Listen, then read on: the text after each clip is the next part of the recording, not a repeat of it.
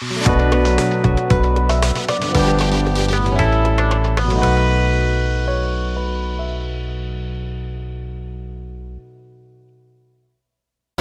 ধন্যবাদ করি যে আরেকবার আমরা তার গৃহেতে আসতে পেরেছি। Amen, amen. আর ঈশ্বরকে ধন্যবাদ দিই তার উপস্থিতির জন্য। তার উপস্থিতি ছাড়া আমরা কিছু করতে পারি না, তাই না?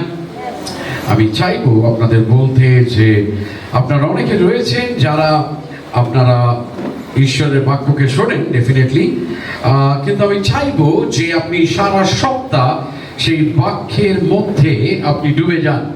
আমি চাইবো যে আমাদের যে ইউটিউব চ্যানেল রয়েছে আমার নামেতে, আমি চাইবো যে আপনি প্রত্যেক সপ্তাহে আপনি সেই ইউটিউব চ্যানেলটাকে চালিয়ে কিছু দীর্ঘ সময় সেই প্রচারটাকে আরেকবার শুনুন। হয়তো শোনা প্রচারটাকে আরেকবার শুনুন, তাতে আরেকবার আপনি সময় ব্যয় করতে পারবেন। অনেক সময় যখন আমরা একই জায়গা থেকে পড়ি, ঈশ্বর বিভিন্নভাবে আমাদের সঙ্গে কথা বলে। গতকালকে যখন আমি আমার সারাদিন যখন আমি এই অধ্যায়তে আমি দেখছিলাম, ঈশ্বর 4টি দৃষ্টিকোণ থেকে সেই একই জায়গায় আমাকে রেখেছিল এবং বুঝাচ্ছিল। আর আমি মনে মনে ভাবছিলাম যে প্রভু তাহলে কোন দিক থেকে আমি আগামীকাল আমি বলবো। আর একবার আজকের আমি আপনাদের প্রত্যেককে স্বাগত জানাই আজকের মণ্ডলীতে, যে আজকের আপনি সময় নিয়েছেন এবং এসছেন। অনেক সময় যখন আমরা দেখি যে প্রভুর ভোজে যখন সভা হয় তখন অনেকে হয়, আর তারপরে যত সপ্তাহ যায় মাসেতে আস্তে আস্তে লোকও কমতে থাকে, আর শেষ রোববার দিন লোক একদমই কম হয়ে যায়। কিন্তু আমি চাইবো যে আমরা প্রতি রবিবার আমরা ঈশ্বরের গৃহেতে আসি। আমেন। যতই আমাদের কষ্ট হোক, যতই আমাদের সমস্যা হোক, কেননা বাইবেল বলে যে যখন আমরা ঈশ্বরের বাক্যকে শুনি, যখন আমরা ঈশ্বরের বাক্যের মধ্যে থাকি, যখন আমরা সহভাগিতার মধ্যে থাকি, তখন ঈশ্বর আমাদেরকে বলযুক্ত করে, ঈশ্বর আমাদেরকে শক্তি দেয়। Amen, amen. আর তাই জন্য আমি আরেকবার আপনাদের আমন্ত্রণ করি আজকে যে আপনি আমার সঙ্গে আরেকবার ডুবে যান আদি পুস্তক তার 18 অধ্যায়। আপনার পাশে যিনি বসে রয়েছেন তাকে বলুন আদি পুস্তক 18 অধ্যায়। আর যখন আমরা আদি পুস্তক 18 অধ্যায়ে আসি, তখন সেই অধ্যায়ের শিরোনাম আমি দিয়েছি when God calls you his friend, যখন ঈশ্বর আপনাকে বন্ধু বলে ডাকেন। আর সেটাই হলো আজকের আমাদের শিরোনাম। যখন ঈশ্বর তোমাকে বন্ধু বলে ডাকেন, যখন ঈশ্বর আপনাকে বন্ধু বলে ডাকেন, আপনার পাশে যিনি বসে রয়েছেন তাকে বলুন ঈশ্বর যখন আপনাকে বন্ধু বলে ডাকেন। অন্যদিকে যখন আছে কেউ তাকেও বলুন যে ঈশ্বর যখন আপনাকে বন্ধু বলে ডাকেন। কত সুন্দর বিষয় না, যে ঈশ্বর আপনাকে বন্ধু বলে ডাকেন। আর অব্রাহামকে ঈশ্বর বন্ধু বলা মানে হলো যে তিনি এমন একজন মানুষ ছিলেন যার প্রতি এই বিশ্ব জগতের শ্রেষ্ঠরা নিজেকে নিকটবর্তী মনে করতেন। ঈশ্বর অব্রাহামের নিকটবর্তী মনে করতেন। অব্রাহাম শুধু করতো না, কিন্তু আপনি চিন্তা করুন, ঈশ্বর স্বয়ং অব্রাহামকে বলছে যে তুমি অব্রাহাম আমার বন্ধু। তার মানে কি ঈশ্বর অব্রাহামকে বলছে যে তুমি আমার অনেক নিকটের, তুমি আমার অনেক কাছে। তাকে অত্যন্ত মর্যাদা ঈশ্বর দিতেন এবং তার অন্তরে কিছু গোপন ভাবনা তার সঙ্গে ভাগ করে নিতে চাইতেন। যখন ঈশ্বর আপনাকে বন্ধু বলে ডাকবে, আমার প্রিয়তমের আপনাকে বলি, তখন ঈশ্বর যা পরিকল্পনা করছে, ঈশ্বর যা ভাবছে, তখন সেটা তিনি নিজেকে প্রকাশ করবেন।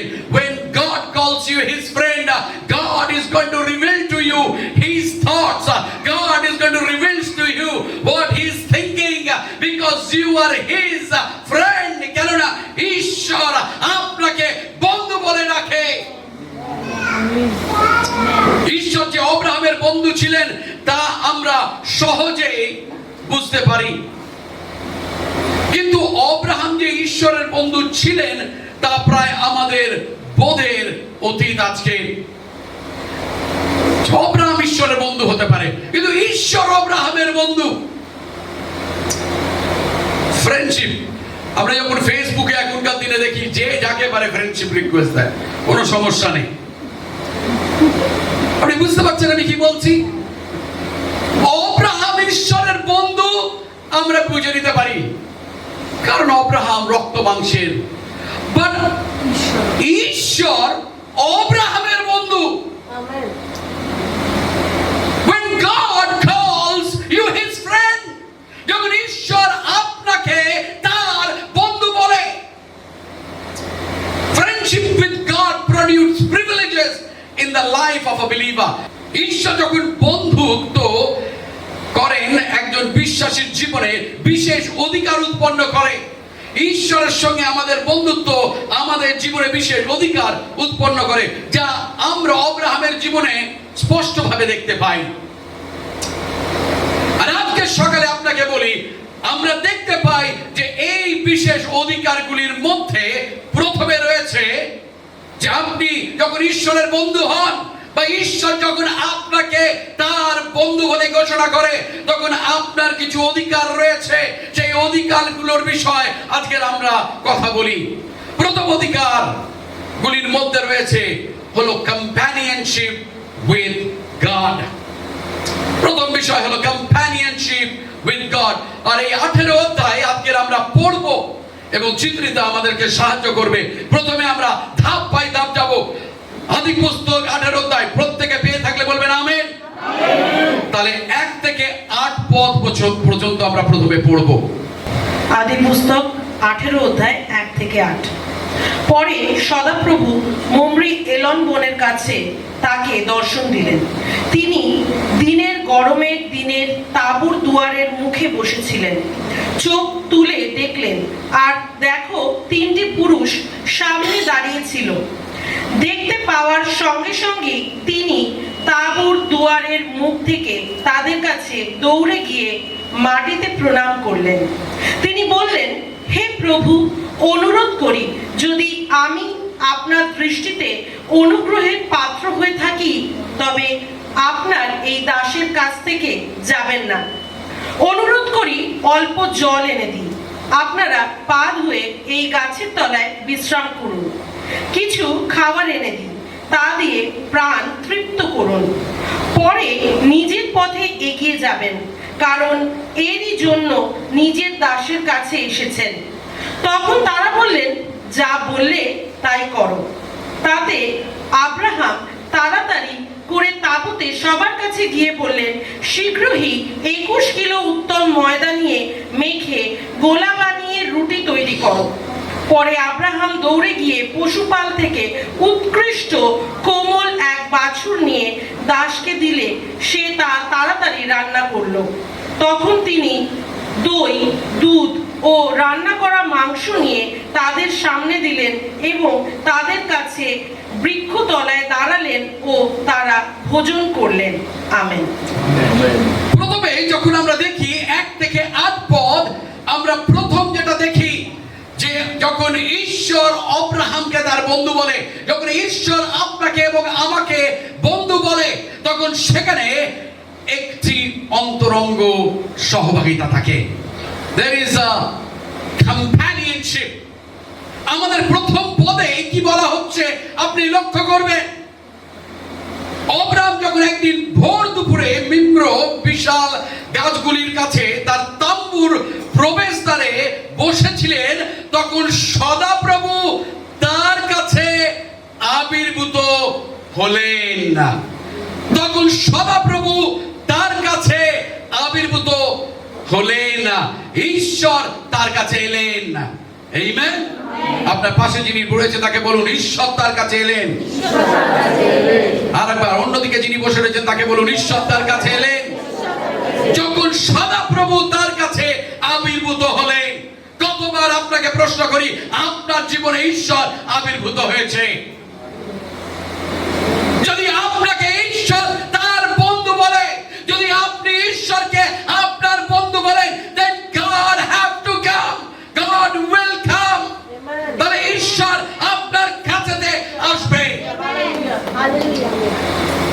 আর এখানে বলছে, এখানে ঈশ্বর নিজেই আব্রাহামের কাছে উপস্থিত হয়েছেন। এই অংশে বারবার আমাদেরকে বলা হচ্ছে প্রভু বললেই না, প্রভু বললেই না। এই অধ্যায়তে আপনি দেখবেন, যেখানে আপনি যখন বাইবেল পড়ছেন আপনি সার্কেল করুন, প্রভু বললেই আব্রাহামকে। কতবার সেখানে বলছে। অনেক সময় আমরা বাইবেল ঠিক করে পড়তে জানি না, তাই জন্য পড়ি না। আপনি যদি আমার বাইবেলটি দেখেন, কত যে দাগ, সবুজ কালি, রেড, ব্ল্যাক, সমস্ত রকম কালি আমি ব্যবহার করি। ওকে, যেখানে পরে আমি বলবো, যখন আব্রাহামের কিছু কথা বলবো, সেইগুলোকে আমি গোল করে রাখি। বিকজ ইউ আর স্টাডিং, আপনি ডুবে যাচ্ছেন আপনার বাক্যের মধ্যে। আর সেখানে আব্রাহামকে যখন ঈশ্বর বলছে যে আব্রাহাম তুমি আমার বন্ধু, সেখানে ঈশ্বর নিজে আবির্ভূত হচ্ছেন। তিনি স্বয়ং নিজে আব্রাহামের কাছে আসছেন। এটি কোনো শুধু স্বপ্ন ছিল না, এটি কোনো দর্শন ছিল না। কিন্তু আপনাকে বলি, ঈশ্বর সরাসরি আবির্ভূত হয়, ঈশ্বরের আবির্ভাব হয়, যেটা থিওলজিক্যাল টার্মে আমরা বলি থিওফেনি। থিওফেনির অর্থ হলো ঈশ্বর নিজেকে আবির্ভূত করছে। আপনি যদি 22 পদে পড়েন, 22 পদ, 18 অধ্যায় 22 পদে, সেখানে বলছে সেই লোকেরা পিছনে ফিরে সদমের দিকে চলে গেলেন, কিন্তু আব্রাহাম সদাপ্রভুর সামনে দাঁড়িয়ে থাকলেন। আপনি যদি 19 পদে পড়েন বা 19 অধ্যায় 1 পদে পড়েন, সেখানে বলছে দুজন দূত সদমে উপস্থিত হলেন। তো প্রশ্ন হলো, যারা এসেছিলেন এই তিনটি অতিথি, তারা কে? তারা হলো ঈশ্বর। থিওফেনি, ঈশ্বর আবির্ভূত হয়েছে। সহজভাবে বললে, এটি সেই সময় যখন যীশু খ্রিস্ট পৃথিবীতে দেহ ধারণের আগে মানব রূপে সাময়িকভাবে উপস্থিত হয়েছিলেন কিছু সময়ের জন্য। তাই জন্য আমরা যোহন তার 1 অধ্যায় 1 পদে আমরা কি বলি? আদিতে বাক্য ছিল, বাক্য ঈশ্বরের সঙ্গে ছিল এবং বাক্য ঈশ্বর ছিল। সেই বাক্য পুরাতন নিয়মে অনেক সময় তিনি তার লোকেদের মাঝে নেমে আসতেন, আবির্ভূত হতেন, নিজেকে প্রকাশ করতেন। আর ঠিক এই অধ্যায় আমরা দেখতে পাই সেই একই জিনিসটা ঘটেছে, যে ঈশ্বর নিজেকে আব্রাহামের কাছে তিনি নিয়ে আসছে। অনেক সময় সেটাকে আমরা থিওলজিক্যাল শব্দতে বলি ক্রিস্টোফেনি। থিওফেনি হলো ঈশ্বর আবির্ভূত হয়, ক্রিস্টোফেনি হলো খ্রিস্ট দেহ ধারণ করার আগে, এই পৃথিবীতে আসার আগে তিনি কিন্তু কার্যে ছিলেন। এটা নয় যে খ্রিস্ট তার জন্মানোর পর থেকে এই পৃথিবীতে শুধু কার্য করেছিলেন, কিন্তু খ্রিস্ট আদি পুস্তকের 1 অধ্যায় 1 পদ থেকে তিনি ছিলেন। তিনি পৃথিবীর সৃষ্টির আগে থেকে তিনি রয়েছেন। তিনি অন্ত খল্ল চিরকাল তিনি একই রয়েছেন আমার প্রিয়তমেরা। তাই জন্য আমরা দেখতে পাই যে আব্রাহাম স্বয়ং প্রভুর সঙ্গে কথোপকথন করছেন। আমার কাছে এটি একটি বিস্ময়কর ব্যাপার। ইটস জাস্ট অ্যামেজিং যে বিশ্ব জগতের সৃষ্টিকর্তা তিনি একজন মানুষের সঙ্গে কথা বলছেন। আপনি চিন্তা করতে পারেন, আপনার সামনে ঈশ্বর বসে রয়েছে এবং আপনি ঈশ্বরের সঙ্গে চা খাচ্ছেন, আপনি বিস্কুট খাচ্ছেন আর আপনি গল্প করছেন, ঠিক যেরকম একটি বন্ধুর সঙ্গে আপনি করে থাকেন। সেই একই ভাবে আব্রাহামের সঙ্গে ঈশ্বর কথা বলছে, ঈশ্বর সময় কাটাচ্ছে মানুষের সঙ্গে। কেননা ঈশ্বর মানুষের সঙ্গ কামনা করেন এবং নিজে তিনি চান যে তারা প্রস্তুত থাকুক মানুষ তার সঙ্গে সহভাগিতা করতে। কিন্তু আপনি যখন 1 থেকে 8 পদ আপনি পড়বেন, আব্রাহাম প্রথমে তাকে চিনতে পারেননি, তবুও তিনি একজন আতিথেয়তার মানুষ হিসাবে যথাযথ প্রতিক্রিয়া জানান। আব্রাহাম কিন্তু বুঝতে পারেনি সেটা ঈশ্বর। যদি আমাকে কেউ বলে যে আমার বাড়িতে মুখ্যমন্ত্রী, প্রধানমন্ত্রী বা আমাদের ওয়ার্ডের কাউন্সিলর রয়েছে, তিনি আসছেন, বা এমপি রয়েছেন, এমএলএ রয়েছেন, তারা আসছেন, বা আমাদের সিনিয়র পালক তিনি আসছেন, আমাদের বিশপ মহাশয় তিনি আসছেন, আমি গিয়ে আগে কি করব জানেন? স্টিলের কাপ বার করব না, গ্লাস বার করব না, কাছের বার করব, যেটা সবচেয়ে সেরা রয়েছে বাড়িতে সেটাকে বার করব। কেন? কারণ আমি জানি কে আসছে। কিন্তু এখানে আব্রাহাম জানতো না, তিনি বুঝতে পারেননি এই তিনজন ভ্রমণকারী তারা কারা, যারা আমার বাড়িতে এসছে। কিন্তু তবুও আব্রাহামের প্রতিক্রিয়া আপনি দেখুন, বাইবেল যখন পড়বেন তখন দেখবেন 6 পদে সেখানে বলছে, অতএব আব্রাহাম ছট করে তাম্বুতে সারার কাছে চলে গেলেন। 7 পদ বলছে, পরে তিনি দৌড়ে গোয়াল ঘরে গেলেন। তার মানে কি? তিনি তৎপর ছিলেন। তার মানে কি? যে তিনি এই ভ্রমণকারী যারা মরুভূমিতে থেকে এসে দাঁড়িয়েছিল তার দোরগোড়াতে, তাদের প্রতি তিনি যত্নবান ছিলেন। আসলে এটি ছিল আব্রাহামের হৃদয়ের একটি পরীক্ষা। আমার প্রিয়তমেরা, ঈশ্বর এতটাই সাধারণ রূপে প্রকাশ পেলে বা করলে নিজেকে, যে আব্রাহাম তার পরিচয় প্রথমে বুঝতেই পারলেন না। আর অনেক সময় আমার প্রিয়তমেরা, ঈশ্বর আমাদের জীবনে পরীক্ষা হিসাবে নিজেকে প্রকাশ করেন। অনেক সময় অনেক রকম ভাবে, অতি সাধারণ ভাবে ঈশ্বর আমাদের জীবনে প্রকাশ পায়। তখন আমরা কি করি, কি প্রতিক্রিয়া জানাই? অনেক সময় হয়তো হতে পারে যে আপনার কোনো বন্ধু, তার হয়তো কোনো কাজ পড়েছে, তার ছোট্ট শিশু তার বাড়িতে অসুস্থ রয়েছে, আর আপনাকে ফোন করে বলছে আমি কি করব। তখন আপনার প্রতিক্রিয়া কি হয়? সেটা তার সমস্যা, আমার নয়। নাকি আমরা বলি ওকে আমি আসছি? কারণ সেটা হলো আব্রাহামের পরীক্ষা। আব্রাহাম জানতো না ঈশ্বর স্বয়ং তার দোরগোড়াতে দাঁড়িয়ে রয়েছে। কিন্তু তার সত্ত্বেও আব্রাহামকে দেখি তিনি ছটপট দৌড়াচ্ছে তাদের আপ্যায়ন করার জন্য, ছটপট দৌড়াচ্ছে তাদের আতিথেয়তা করার জন্য। This test reveals Abraham for who he really is.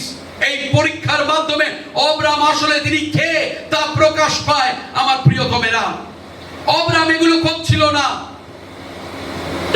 নিজে কিছু পাওয়ার জন্য। অনেক সময় আমরা অনেকের জন্য ভালো করি কিছু পাওয়ার আশাতে। তিনি কাউকে প্রভাবিত করার চেষ্টা করছিলেন না, তিনি স্বীকৃতি পাওয়ার জন্য পরিশ্রম করছিলেন না। কারণ সেটা হলো তার একটা বৈশিষ্ট্য। আব্রাহাম মানুষটাই সেরকম যে তিনি আতিথেয়তা পছন্দ করে, তিনি লোককে ভালোবাসে, তিনি আপ্যায়ন করতে ভালোবাসে। He is not trying to show how spiritual he is. তিনি দেখাতে চাননি যে তিনি কতটা আত্মিক। তার ধারণায় এরা কেবল তিনজন ক্লান্ত ভ্রমণকারী যাদের তিনি আর কখনো দেখবেন না। তিনি তো বলতে পারতেন, দূর ভাই, 1 গ্লাস জল খার বাড়ি যা। কিন্তু তিনি কি করছেন? তিনি বাড়িতে যাচ্ছেন, তিনি তাম্বুর মধ্যে প্রবেশ করে সারাকে বলছে কিছু আছে তুমি তৈরি করো। তিনি গোয়াল ঘরে গিয়ে দই আনছে, মাংস আনছে তাদেরকে খাওয়ানোর জন্য। It's the attitude of the heart that matters to God. আমাদের হৃদয়ে মনোভাব ঈশ্বর দেখেন। অনেক সময় আপনি অনেকের বাড়িতে যাবেন, হয়তো তাদের অতটা নেই, তবুও তারা আপনার জন্য যা করবেন আপনি কখনো ভুলবেন না। আর অনেক সময় অনেকের বাড়িতে যাবেন, অনেক কিছু রয়েছে, কিন্তু তাকে আপনার জন্য তারা কিছুই করবে না। কিন্তু তিনি তাদের জন্য কি করছেন? তিনি তাদেরকে রাজকীয় সম্মান দিয়ে আপ্যায়ন করলেন। তার দ্রুত ও উদার প্রতিক্রিয়া প্রকাশ করে এমন এক হৃদয়কে যা ঈশ্বর দ্বারা পরিবর্তিত হয়েছে, যেখানে তিনি মানুষের প্রয়োজন মেটান নিজের স্বার্থ বা অন্যের প্রশংসার চিন্তা ছাড়াই। অনেক সময় আমরা করি লোকের বাহবা পাওয়ার জন্য, লোকের বাহবা কুড়ানোর জন্য আমাদের ঝুলিতে। কিন্তু আব্রাহাম কারোর প্রশংসার প্রত্যাশা করেনি।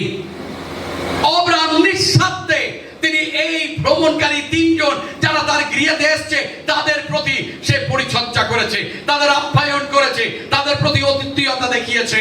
আপনাকে বলি, খ্রিস্টীয় আতিথেয়তা আমাদের পরিচয়ের অংশ। আমার প্রিয়তমেরা, আমরা মানুষকে স্বাগত জানাই, আমরা মানুষকে ভালোবাসি, আমরা মানুষকে মর্যাদা দিই। ঠিক যেরকম ঈশ্বর করেছে অব্রাহামের প্রতি। আপনি যদি দেখেন বাইবেলে একাধিক সেরকম উদাহরণ রয়েছে। আপনি যদি দেখেন যহোশুয়া তার 2 অধ্যায় 1 থেকে 21 পদ, সেখানে আমরা রাহাব এবং গুপ্তচরদের বিষয় আমরা জানতে পারি।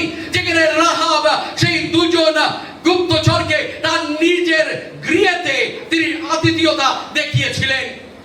আমরা দেখতে পাই 2 রাজাবলী তার 4 অধ্যায় 1 থেকে 7 পদে, যেখানে আমরা বিধবা তেলের ঘটনা আমরা পড়ি। এলিশীয় ভাববাদী সেখানে উপস্থিত হয়েছে, তার বাড়িতে কিছু নেই, কিন্তু যা ছিল সেটাই এলিশীয় ভাববাদীকে দেওয়ার জন্য সে উৎসুক হয়ে উঠেছিল।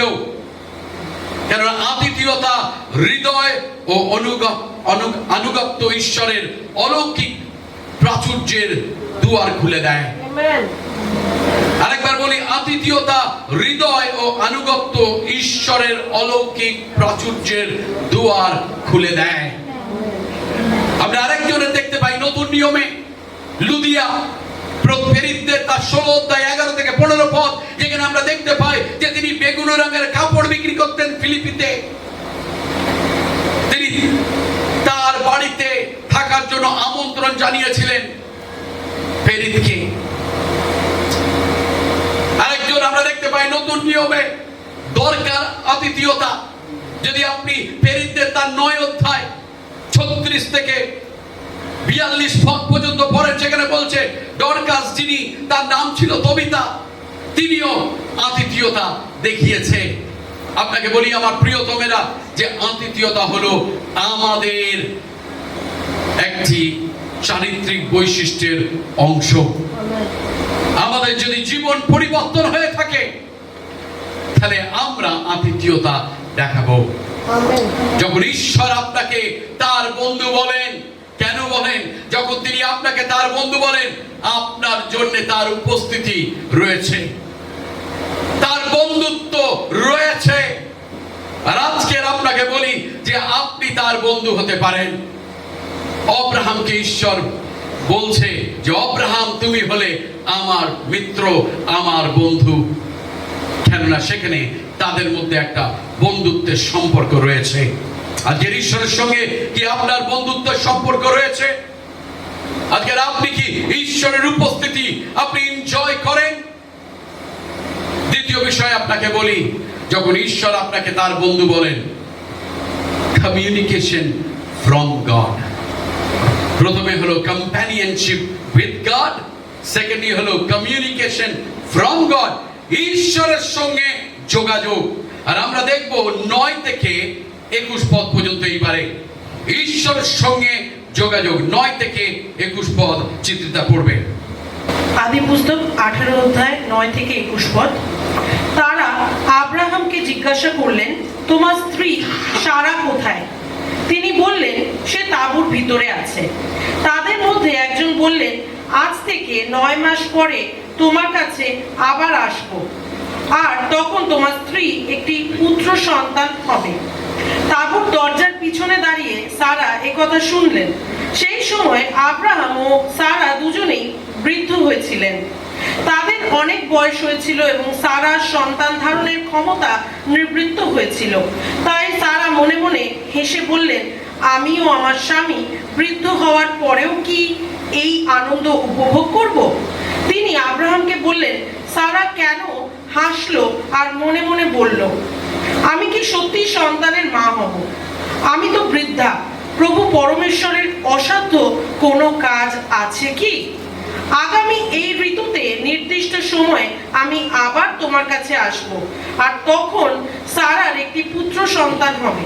সারা ভয় পেয়ে মিথ্যে কথা বললেন, আমি তো হাসিনি। প্রভু বললেন, হ্যাঁ, তুমি হেসেছিলে। বাস, প্রথমে আমরা দেখব যে ঈশ্বরের সঙ্গে যোগাযোগ। আর প্রথম আমরা দেখব যে সারার প্রতি ঈশ্বরের বাক্য, সারার প্রতি ঈশ্বরের বাক্য। আপনি দেখুন, তারা যখন বসে খাওয়া দাওয়া করছে, তখন আব্রাহামকে আরেকবার ঈশ্বর মনে করিয়ে দিচ্ছে। আপনি লক্ষ্য করছেন যে কতবার 12 অধ্যায়ের পর থেকে ঈশ্বর আব্রাহামকে কন্টিনিউয়াসলি মনে করিয়ে দিচ্ছে ঈশ্বর যে প্রতিজ্ঞা তাকে করেছে। কারণ দীর্ঘ সময় চলে গেছে, ঈশ্বর যে প্রতিজ্ঞা তাকে করেছে এখনো কিন্তু তা প্রতিফলন হয়নি, এখনো কিন্তু সেটা বাস্তবায়িত হয়নি। কিন্তু যখন এই অতীত ভ্রমণকারী যে অতিথিরা এসছে অব্রাহামের তাম্বুর নিচে, সেখানে আমরা দেখতে পাই যে তারা কি করছে। তারা খাওয়া দাওয়ার পরে অব্রাহামকে বলছে, তোমার স্ত্রী সারা কোথায়? আর তিনি কি বলছেন সেখানে, যে তিনি তোমার স্ত্রী সারা কোথায়? তারা তাকে জিজ্ঞাসা করিলেন, ওখানে তাম্বুর মধ্যে আছে, তিনি বললেন। এবং 10 পদ বলছে, তখন তাদের মধ্যে একজন বললেন, আগামী বছর মোটামুটি এই সময় আমি অবশ্যই তোমাদের কাছে ফিরে আসব এবং তোমার স্ত্রী সারা এক পুত্র সন্তান লাভ করবে। এবং সারা যখন শুনেছে সেটা, সে আড়ি পেতে শুনছিল এবং শোনার পরে তিনি খিলখিল করে হাসছিল, খিলখিল করে হাসছে। কিন্তু একটি প্রশ্ন তার হাসিকে বদলে দেয়। আর সেটা কি জানেন? যখন ঈশ্বর প্রশ্ন করছে এবং তাকে বলছে, তুমি হাসলে কেন? আর শুধু তাই নয়, যখন আপনি 14 পদে বলেন, সেখানে বলছে সদাপ্রভুর কাছে কোনো কিছু কি খুব কঠিন? আপনার পাশে যিনি বসে রয়েছেন তাকে বলুন, সদাপ্রভুর কাছে কি কিছু কঠিন? এবার বলুন, যিশুর কাছে কি কিছু কঠিন? বাইবেল বলছে যে ঈশ্বর সারার সঙ্গে কথা বলছে, কেননা সারা হেসেছে। কেন সেখানে দেখুন আপনি 12 পদে তিনি কি বলছেন, তাই এই কথা ভেবে সারা মনে মনে হাসিলেন, আমি জরাগ্রস্ত, আমার স্বামী বৃদ্ধ হইয়া যাওয়ার পরেও কি এখন আমি এই সুখ পাবো? সারা হাসছে যে ভাই, আমাদের বয়স অনেক হয়ে গেছে, এই সুখ কি আমরা আর পাবো? তখন সদাপ্রভু আব্রাহামকে বললেন, সারা কেন হাসছে বলো? তিনি বলছে, সত্যি কি আপনি এক সন্তান লাভ করব? আমি যে এখন বৃদ্ধ হয়ে গিয়েছি। আব্রাহাম এবার ডাউট করছে। আর তারপরে ঈশ্বর নিজেই তাকে বলছে, ঈশ্বরের পক্ষে কি কোনো কিছু আছে যা কঠিন? আর যখন কালকে পড়ছিলাম এই জায়গাটা থেকে ঈশ্বর আলাদা চিন্তা আমাকে দিয়েছে, যেটা আমরা পরে আবার ফিরে আসবো 18 অধ্যায়।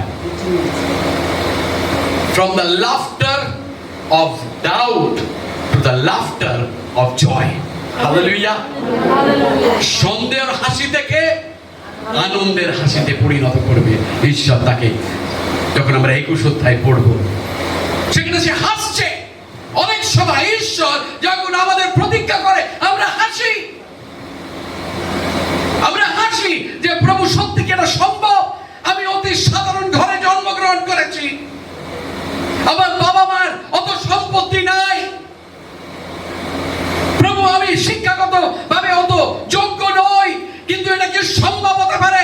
কিন্তু ঈশ্বর আজকে আপনাকে বলছে, কোনো কিছু এমন কিছু আছে যেটা ঈশ্বরের পক্ষে কঠিন। আমার প্রিয়তমেরা, আজকের ঈশ্বরের পক্ষে কোনো কিছু কঠিন নয়, কেননা তিনি হলেন ঈশ্বর, তিনি হলেন এই ভূমণ্ডলকে, তিনি সৃষ্টিকর্তা, তিনি হলেন আলফা এবং তিনি ওমেগা।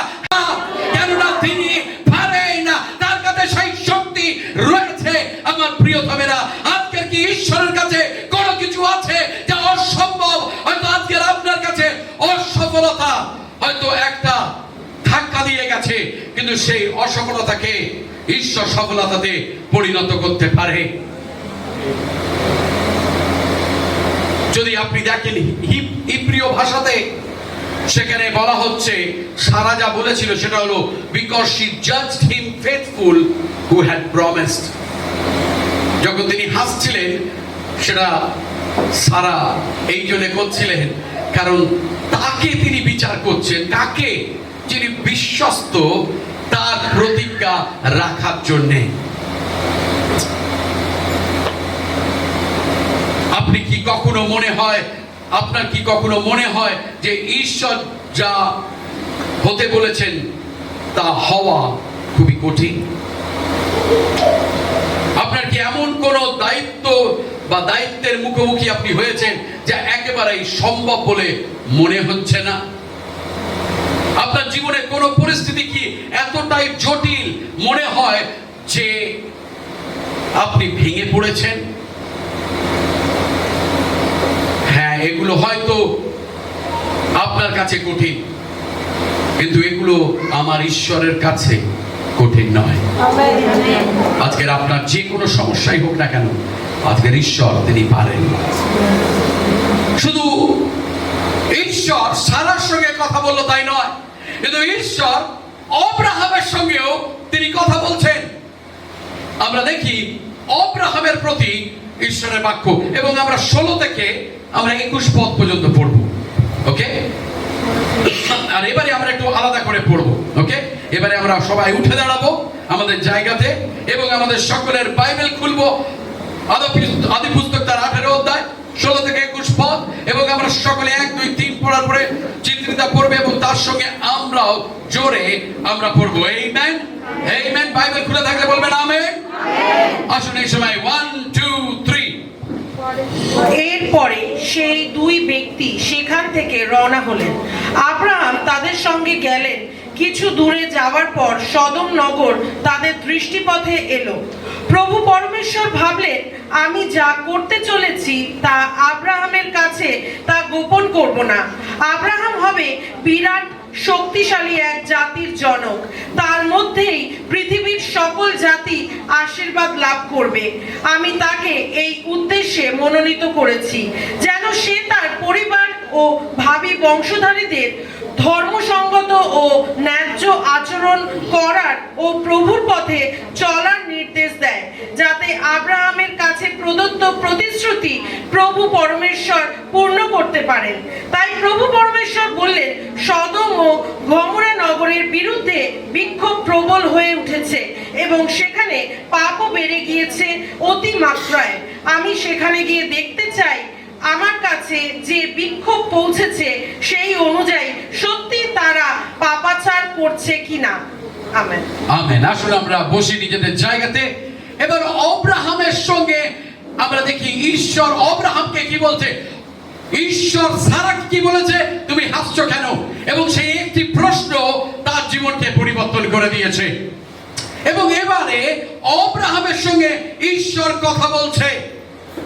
মানুষ যে একজন বন্ধুর প্রয়োজন, প্রত্যেক মানুষের একটা বন্ধুর প্রয়োজন অনুভব করে, তা বোঝা কঠিন নয়। মানুষের জীবন যখন বোঝা বহন করা কঠিন হয়ে যায়, তখন সে বন্ধুর প্রয়োজন বোধ করে। কিন্তু ঈশ্বর কখনোই এমন অবস্থায় পড়েন না যে তিনি বহন করতে পারেন না। আমরা মানুষরা হয়তো আমরা বহন করতে পারি না, আবেগকে বহন করতে পারি না, যে কঠিন পরিস্থিতিকে, তখন আমাদের একটি বন্ধুর প্রয়োজন হয়। কিন্তু ঈশ্বর সেরকম অবস্থায় পড়েন না। মানুষ যখন পরামর্শের প্রয়োজন হয়, তখন তাদের একটি বন্ধুর প্রয়োজন হয়। কিন্তু ঈশ্বর সর্বজ্ঞ, তিনি সবকিছু জানেন, তার কখনো পরামর্শদাতার প্রয়োজন হয় না। আমার প্রিয়তমেরা, তাহলে প্রশ্ন হলো, ঈশ্বর কেন বন্ধুত্ব চান? ঈশ্বর কেন বন্ধু চান? কেন ঈশ্বর আব্রাহামকে তার বন্ধু করে নিয়েছিলেন? আপনাকে বলি, কারণ ঈশ্বর হলো প্রেম, ঈশ্বর হলো ভালোবাসা। কেননা প্রথম জন তার 4 অধ্যায় 19 পদ এরকম বলে, আমরা ভালোবাসি কারণ তিনি আগে আমাদের ভালোবেসেছেন। হালেলুয়া! আমরা ভালোবাসি কেননা তিনি আমাদের আগে ভালোবেসেছেন। তিনি ভালোবাসতে চান, তিনি ভালোবাসেন। আমার ঈশ্বরকে যে একমাত্র জিনিস সত্যি দিতে পারি, তা হলো আমাদের উপাসনা ও ভালোবাসা। আপনার অর্থ ঈশ্বর চায় না, কিন্তু আপনি যদি তাকে ভালোবাসেন, আপনার সমস্ত কিছু আপনি তার জন্য উজাড় করে দেবেন। আমরা বলতে পারি না আমরা ঈশ্বরকে ভালোবাসি এবং আমাদের মুষ্টিকে আমরা বন্ধ রাখবো। আমরা বলতে পারি না আমরা ঈশ্বরকে ভালোবাসি কিন্তু আমরা লোককে ঘৃণা করি। আমরা বলতে পারবো না আমরা ঈশ্বরকে ভালোবাসি কিন্তু তার বাক্য আমি পড়বো না। আমি ঈশ্বরকে ভালোবাসি কিন্তু তার কাজের জন্য আমি সময় দেবো না। আমরা যদি ঈশ্বরকে ভালোবাসি, তাহলে আমরা তাগুলো সেই সমস্ত কিছু করবো। কেন জানেন? কারণ আমরা সেগুলো করতে চাই এই কারণে, কারণ তিনি আমাকে ভালোবেসেছেন। তিনি হলেন ভালোবাসার ঈশ্বর, তিনি হলেন প্রেমের ঈশ্বর। আর আজকের আপনার এবং আমার থেকে তিনি আজকের উপাসনা এবং আমাদের আরাধনা এবং আমাদের ভালোবাসা তিনি চান না। অনেক সময় লোকে বলে যে পাস্টাররা সবসময় পয়সা চায়। ও আমরা চাই না। কে চায় আপনার পয়সা? আমার পিতা যে এই ভূমণ্ডলকে সৃষ্টি করেছে তার চেয়ে বেশি পয়সা আপনার আছে। যে আপনাকে অনুগ্রহ করে আপনার বাড়ি ঘর ব্যাংক ব্যালেন্স দিয়েছে তার চেয়ে বেশি পয়সা আপনার আছে। He is a God who holds and owns the mountains. তিনি হলেন সেই ঈশ্বর যা সমস্ত পৃথিবীকে তিনি ক্রয় করে রেখেছেন তার অনুগ্রহতে। তার চেয়ে বেশি আছে। যেমন আব্রাহাম তেমনি আমরা ঈশ্বরের লোক হিসাবে অনুগ্রহের দ্বারা ঈশ্বরের সামনে এক বিশেষ মর্যাদা স্থানে অধিষ্ঠ রয়েছি আমার প্রিয়তমেরা। কেননা আজকের আপনি এবং আমি বললাম ঈশ্বরের লোক, আর আজকের ঈশ্বর আপনাকে এবং আমাকে তার বন্ধু বানাতে চায়। তিনি আজকের আপনাকে এবং আমাকে বন্ধু বলেন, কিন্তু সেই বন্ধুত্বের মর্যাদা কি আজকের আমরা রাখবো? যদি ঈশ্বর আপনাকে আজকের বন্ধু বলেন তাহলে যেন তার সঙ্গে একটা অন্তরঙ্গ সহভাগিতা থাকে, একটা কম্প্যানিয়নশিপ থাকে। দ্বিতীয়ত হলো যেন আমাদের তার সঙ্গে যোগাযোগ থাকে। যখন আপনি তাকে ভালোবাসবেন, যখন আপনি তার আরাধনা করবেন, আপনি তার রবকে শুনতে পাবেন যে ঈশ্বর আপনাকে কোন দিকে যেতে বলছে। আপনাকে ঈশ্বর ঠিক বলছে, আপনি শুনতে পাবেন। কেননা ঈশ্বর হলো এমন ঈশ্বর যিনি কথা বলেন। আমার প্রিয়তমেরা, আমাদের ঈশ্বর বোমা নয়, আমাদের ঈশ্বর জীবন্ত।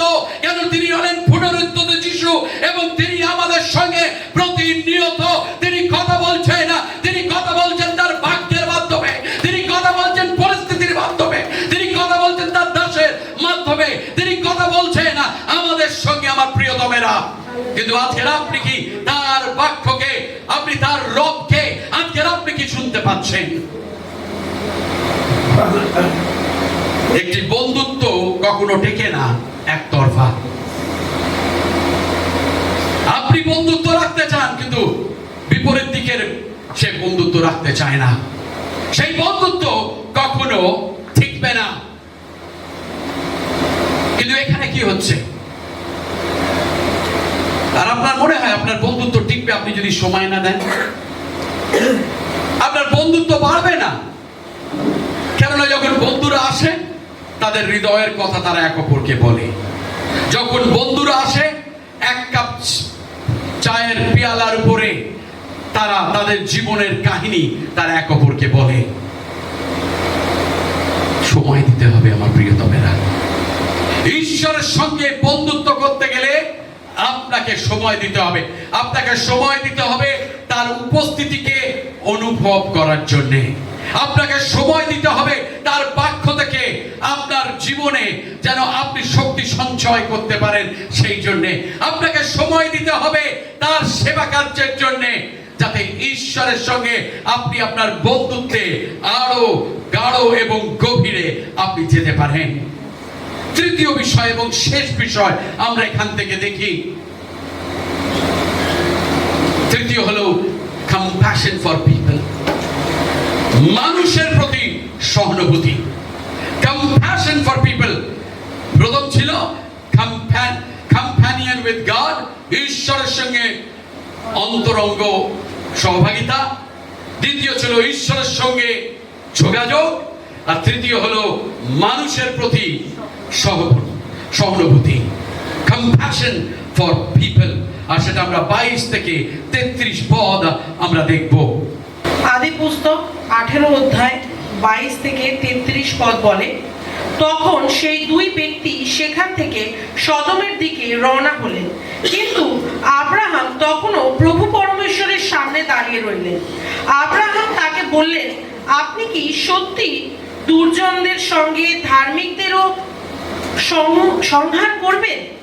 যদি সেই নগরে 50 জন ধর্মপরায়ণ লোক থাকে, তবে সেই 50 জন ধর্মপরায়ণ লোকের জন্য সেই নগরকে অব্যাহতি না দিয়ে তাকে ধ্বংস করবেন?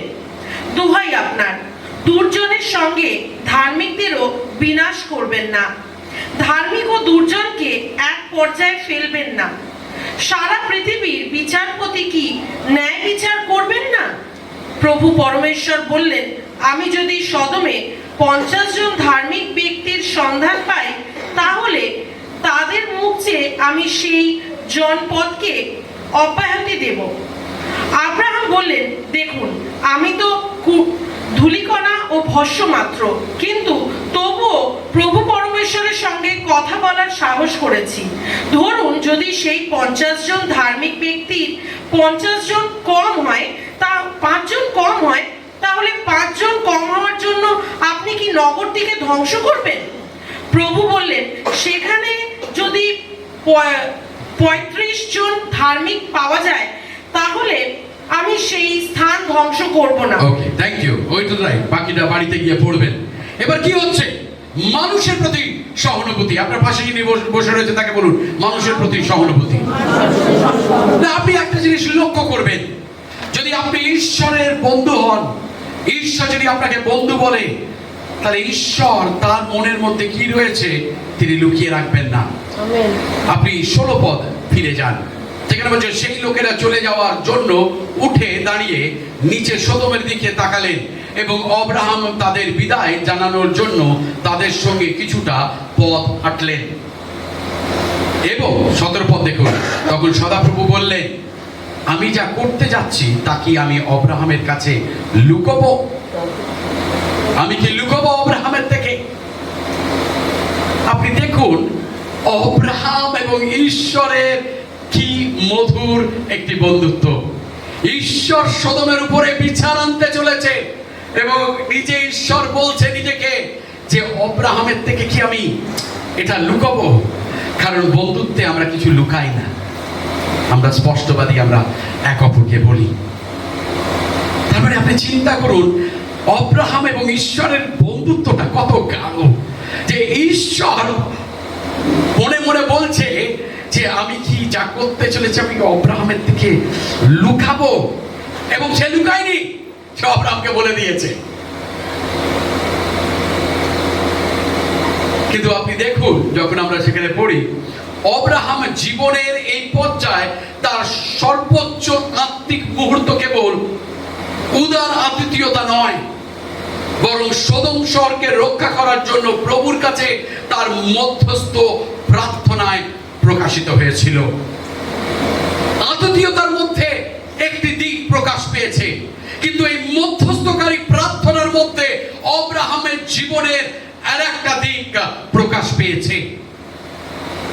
আমাদের কাছে সদম এবং গমোরা কিছুই নয়, একটি শহর যা প্রাচীন ইতিহাসের অন্ধকারে হারিয়ে গেছে।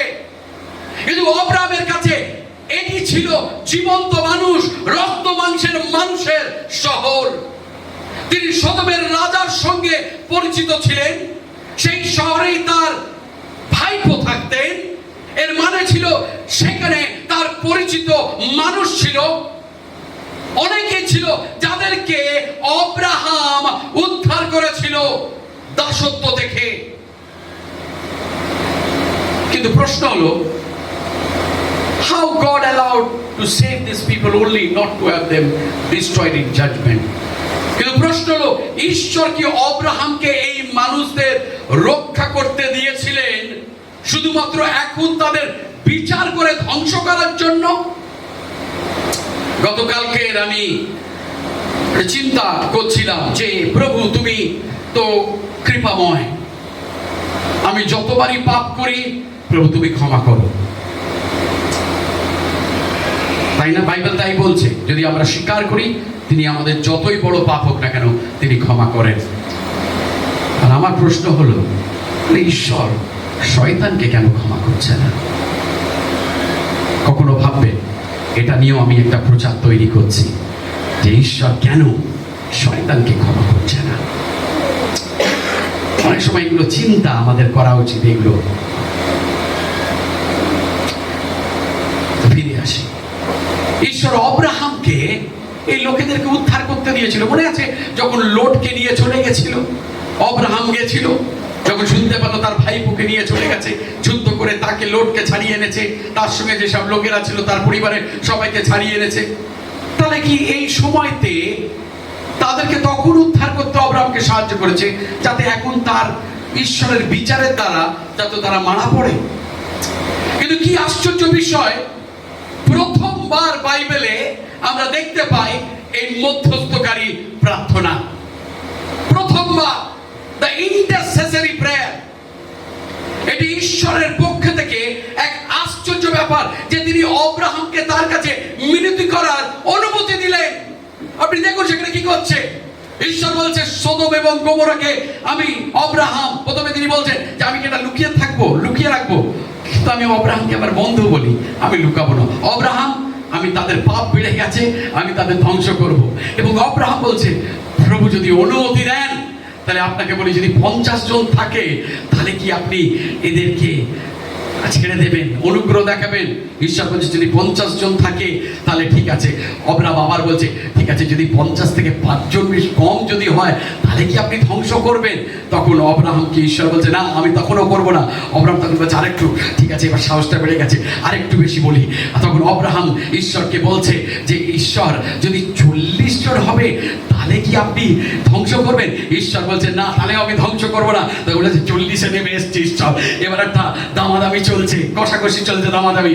ওকে, তারপরে ঈশ্বরকে বলছে তাহলে প্রভু যদি 40 জন যদি না হয়, যদি 30 জন হয় তাহলে কি আপনি ধ্বংস করবেন? ঈশ্বর বলছে না, আমি করবো না। তারপরে আরো সাহস বেড়ে গেছে, বলছে প্রভু আমি তো মাত্র মাটি, প্রভু গো আমি তো শুধু ভস্য, কিন্তু প্রভু আপনি যদি আমাকে অনুমতি দেন তাহলে আপনাকে বলি 30 যদি না হয়, যদি আগে ছিল 5 জনকে কমিয়েছে, এখন শুধু 10 জন করে কমিয়ে যাচ্ছে, 30 থেকে চলে এলো। প্রভু যদি 20 জন যদি হয় তাহলে কি আপনি ধ্বংস করবেন? তখন ঈশ্বর বলছে না, আমি সেখানে ধ্বংস করবো না। তারপর বলছে প্রভু আর একটা কথা আছে, যদি 20 জনকে যদি না পাওয়া যায়, যদি 10 জন হয় তাহলেও কি আপনি ধ্বংস করবেন? তখন ঈশ্বর আব্রাহামকে কি বলছে, না আমি তাহলেও করবো না। আর তারপরে সে চলে যায় সেখান থেকে।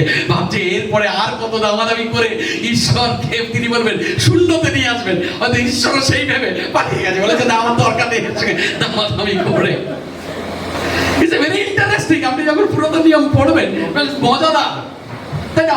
অব্রাহাম ঈশ্বরের সঙ্গে কি ঘনিষ্ঠ বন্ধুত্ব আপনি চিন্তা করুন, যে দামাদামি করছে ঈশ্বরের সঙ্গে, বিরোধী করতে দিচ্ছে। এটি প্রমাণ করে যে অব্রাহাম ঈশ্বরের সঙ্গে তার বন্ধুত্ব এবং সহভাগিতার কতটা অগ্রসর হয়েছিলেন।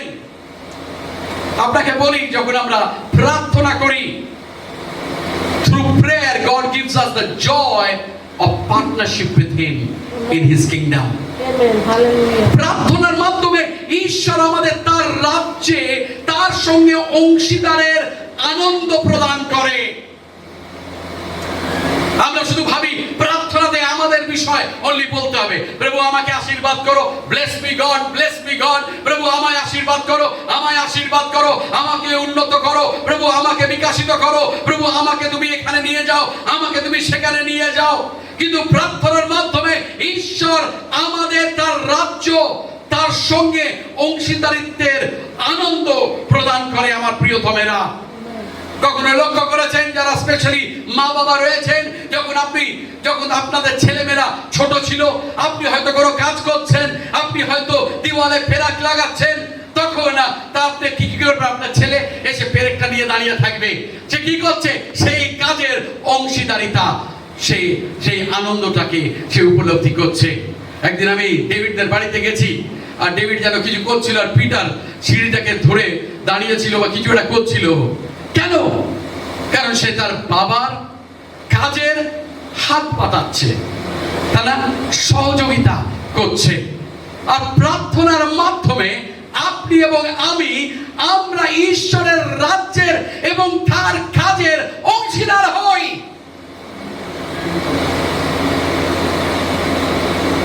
সেই কারণে ফেরিত পৌল বলেন যে আমরা ঈশ্বরের সহকর্মী। আপনি যদি দেখেন প্রথম করন্থীয় তার 3 অধ্যায় যদি আপনি দেখেন, সেখানে বলছে 3 অধ্যায় 9 পদ বলছেন, কারণ আমরা ঈশ্বরের সহকর্মী।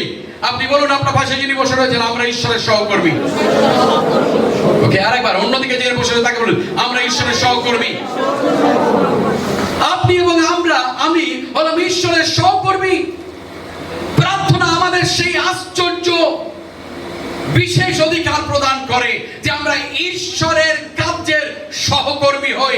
আমার প্রিয়তমেরা, প্রার্থনা শুধু আমাকে আশীর্বাদ করে না, আমাকে ঈশ্বরের রাজ্যের কাজের অংশীদার করে তোলে। দ্বিতীয়ত আপনাকে বলি, প্রার্থনা আমাদেরকে ঈশ্বরের চরিত্র ধারণ করতেও সাহায্য করে। Prayer also helps us to take on the character of God. প্রার্থনা আমাদেরকে ঈশ্বরের চরিত্র ধারণ করতে সাহায্য করে। একবার আমি একটি বই পড়েছিলাম, আর আমি আমাদের এই মণ্ডলীতে আমি বলেছিলাম যে প্রার্থনার মানে হলো যেখানে আমি পাই না আমি হারাই। ওকে, কি হারাই? আমার স্বার্থপরতাকে আমি হারাই, আমার রাগকে আমি হারাই, আমার ঈর্ষাকে আমি হারাই, আমার চাহিদাকে আমি হারাই। যখন আমি প্রার্থনায় আসি আমি হারাই। কিন্তু আমি কি পরিধারণ করি, কি আমি পড়ি? আমি ধার্মিকতা পড়ি, আমি পবিত্রতা পড়ি, আমি ঈশ্বরের যোগানকে পড়ি, আমি তার অনুগ্রহকে পড়ি।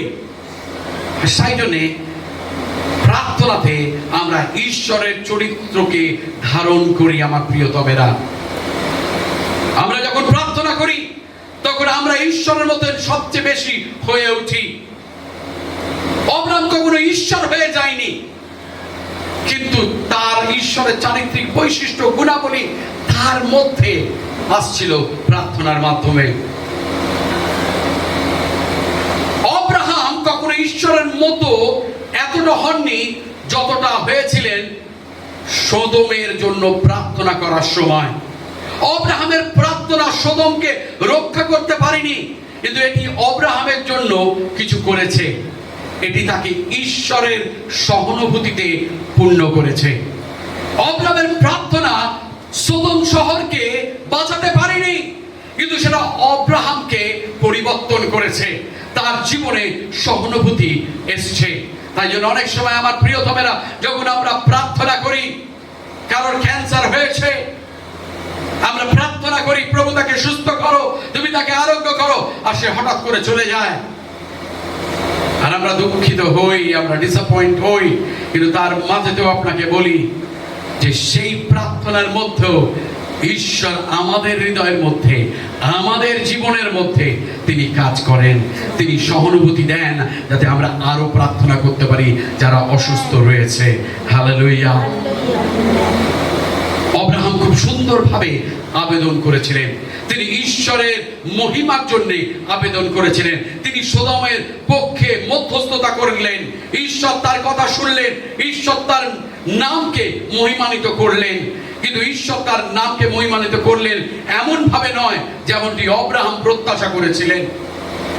অব্রাহাম ভেবেছিল যে সোদম বেঁচে যাবে।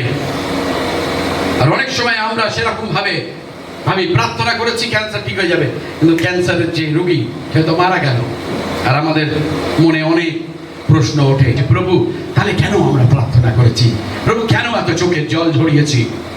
আর ঈশ্বর বলে, কেননা আমি তার জন্য করছিলাম না, আমি তোমার জন্য করছিলাম, যাতে তুমি আরো পরিবর্তিত হতে পারো, যাতে তুমি আরো আমার কাছে আসতে পারো, যেন তুমি আমার রবকে আরো শুনতে পারো।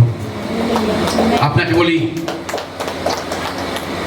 আপনাকে বলতে চাই আজকে, কখনো কখনো আমাদের প্রার্থনা একটি শহরকে রক্ষা করতে পারে।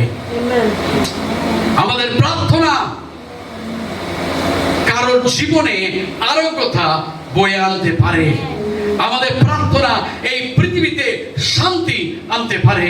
এমনকি আমাদের প্রার্থনা রাস্তার অবস্থা কলকাতার যা, সেটাকেও সঠিক করতে পারে।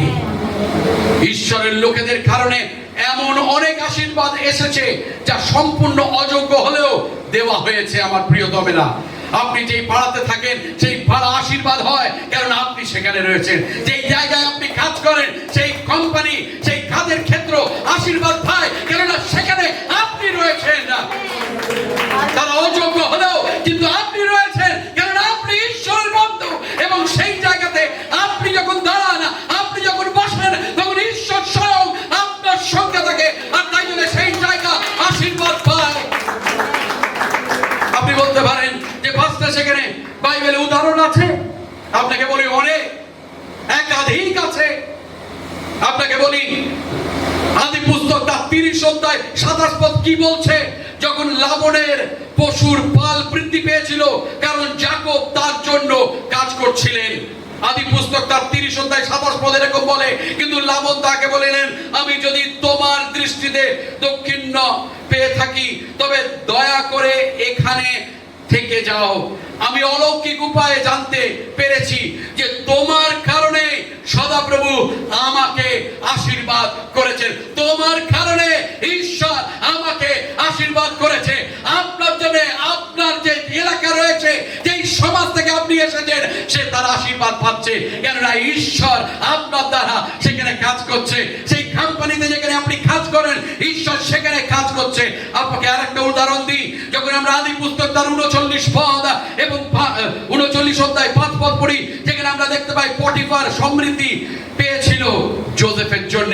সেখানে বাইবেল বলছে সদাপ্রভু যোসেফের জন্য সেই মিশরীয় পরিবারকে আশীর্বাদ করলেন। তারা আশীর্বাদের অযোগ্য, কিন্তু যেখানে যোসেফ সেখানে ছিল, তাই জন্য ঈশ্বর সেই পরিবারকে আশীর্বাদ করেছে। হয়তো আজকের আপনি যে পরিবার থেকে আসছেন, সেই পরিবার হয়তো অবিশ্বাসী, কিন্তু সেই পরিবারে ভালো কাজ হচ্ছে। সেই পরিবারকে ঈশ্বর আশীর্বাদ করছে। কেন জানেন? কেননা আপনি সেখানে রয়েছেন, আপনি সেই বাড়িতে আরাধনা করেন, আপনি সেই বাড়িতে প্রার্থনা করেন, তাই জন্য ঈশ্বরের আশীর্বাদ সেই পরিবারে রয়েছে। আমার প্রিয়তমেরা, আব্রাহাম সদম ও ঈশ্বরের মধ্যে দাঁড়াতে বলা হয়েছিল। আব্রাহামকে আমরা দেখি তিনি সদম এবং ঈশ্বরের মধ্যে দাঁড়িয়েছিল। আজকের ঈশ্বর চায় আপনি এবং আমি যেন মধ্যস্থকারীর একজন প্রার্থনা বীরের কার্য করি এই পৃথিবীর লোকের এবং ঈশ্বরের মাঝে যেন আমরা দাঁড়াই। বাঙালি সম্প্রদায়, আমাদের গোষ্ঠী এবং ঈশ্বরের মাঝে যাতে আমরা দাঁড়াই। কলকাতা মহানগর এবং ঈশ্বরের মাঝে যেন আমরা দাঁড়াই এবং বলি, প্রভু তুমি আমাদের শহরকে উদ্ধার করো, আমাদের শহরকে প্রভু তুমি পরিত্রাণ দাও, আমাদের শহরকে প্রভু তুমি সুরক্ষা দাও, আমাদের প্রভু এই শহরকে প্রভু তুমি আশীর্বাদ করো। আর সেটা তখনই সম্ভব আমার প্রিয়তমেরা, যখন আমরা মরিয়া হয়ে, যখন আমরা প্রার্থনা করি, যখন